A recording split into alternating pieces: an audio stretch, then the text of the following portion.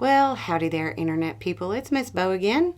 So today, we're going to talk about the U.S. Senate. Schumer setting up key votes, kings, and kids. Senate Majority Leader Schumer is pushing Republicans with key votes, both of which will factor into national campaigns and showcase rhetoric versus policy in D.C. The first was about the expanded child tax credit. The bill would have helped multi-child families the most. Schumer described it as, quote, a no-brainer, but Republicans in the Senate felt otherwise, shooting it down. As Republicans complain nationally about childless cat ladies, women across the country will be looking at Republicans in the Senate and seeing they did not match policy to their rhetoric.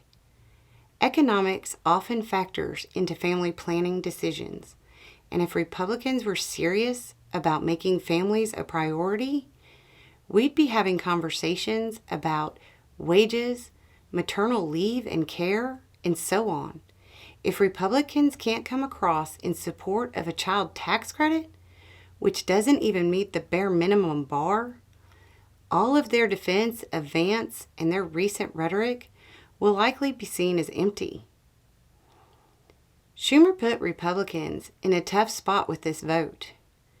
The second vote Schumer's putting together is over the No Kings Act, which is an attempt to use congressional authority to invalidate the Supreme Court's recent presidential immunity ruling.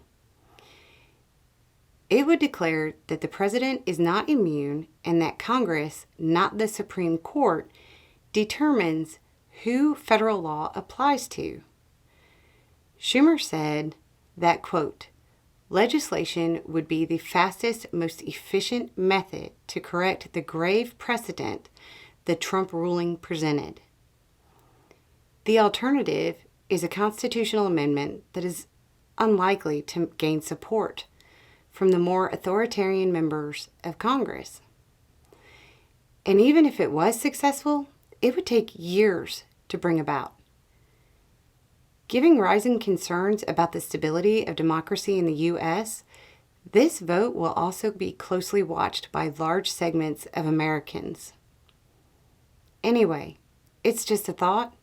Y'all have a good day.